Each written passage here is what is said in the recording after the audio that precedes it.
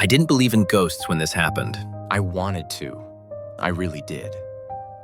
But belief wasn't enough. Belief was easy. Belief didn't mean anything without proof. And I wanted proof. I grew up in a town so small that nothing ever stayed secret for long. Just over 1,000 people lived there. Everyone knew everyone. If you sneezed on one side of town, someone on the other side would hear about it by morning.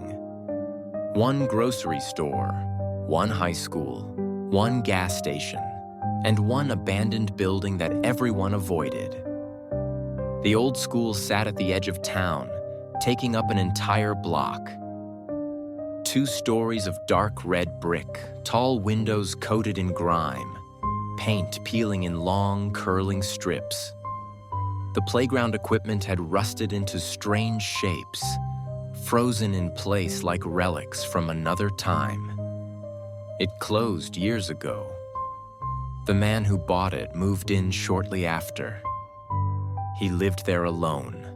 No family, no visitors, just him and that building.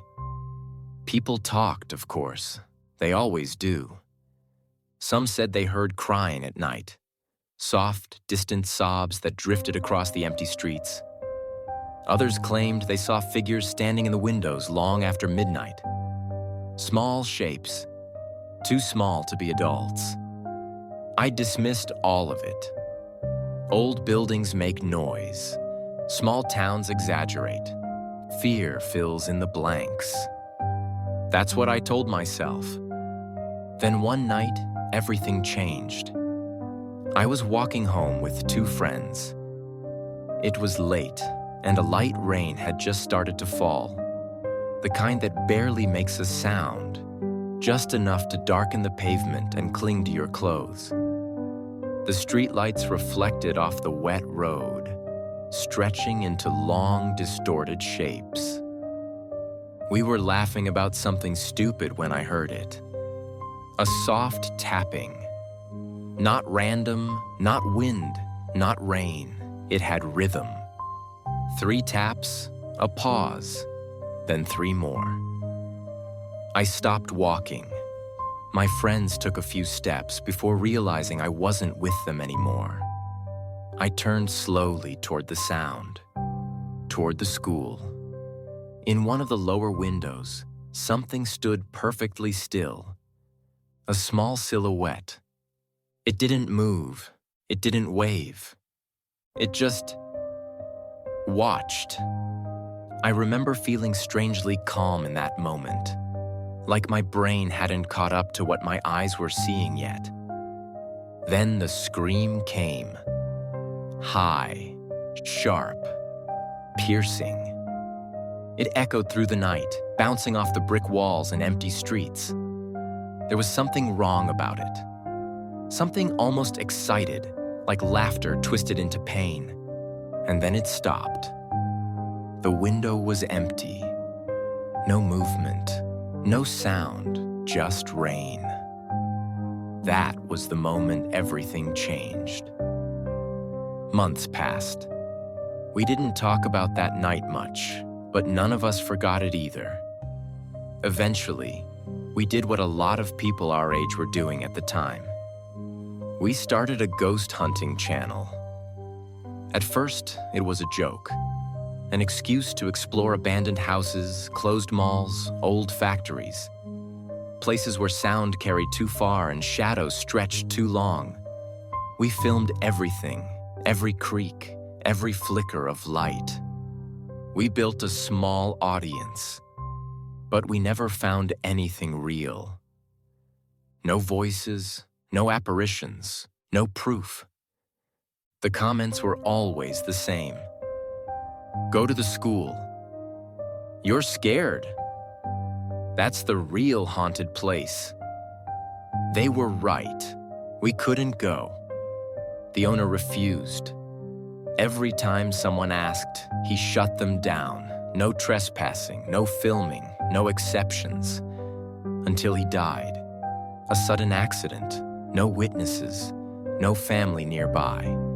Just a brief notice in the local paper and a locked building with no one inside. The school was empty. That night, we went back. The front doors opened easily, the hinges barely making a sound.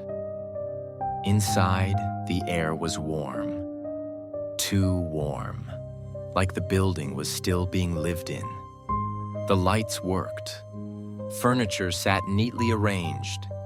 Chairs pushed in, papers stacked. A coffee mug left on a desk, untouched. It felt like someone had just stepped away.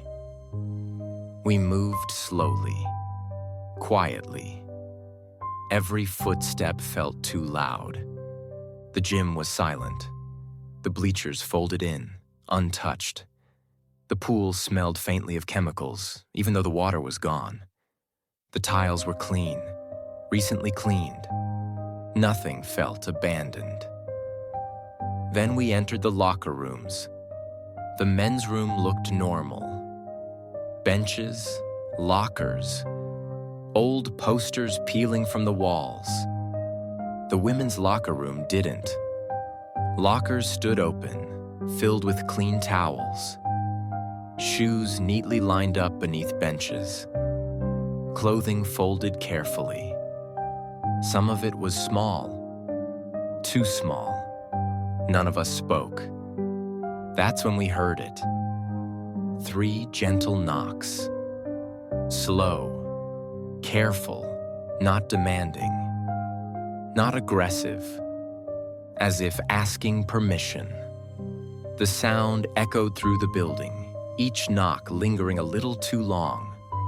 We followed it down the long central hallway. Our footsteps felt hesitant now, unsure. At the end of the hall were 2 wings. The east wing was open. The west wing, condemned, was chained shut. The knocking came from behind those chains. The doors rattled. Something small ran away on the other side. Its footsteps were light, fast, playful. We didn't think. We just moved. There was another path, through the east wing, toward the cafeteria where both sides connected. The halls were spotless, recently cleaned, too clean. The lights flickered. Once, twice. Then a voice spoke behind us. Soft, childlike, close. Are you here to play?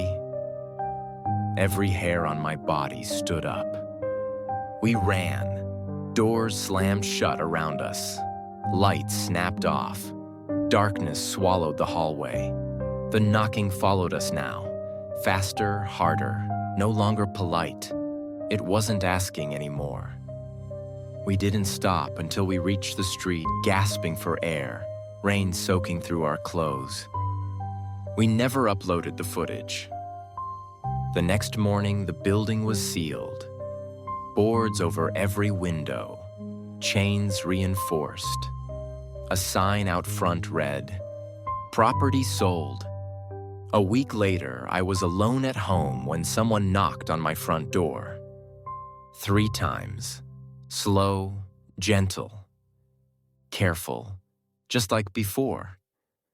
I didn't answer. I don't think it needed me to.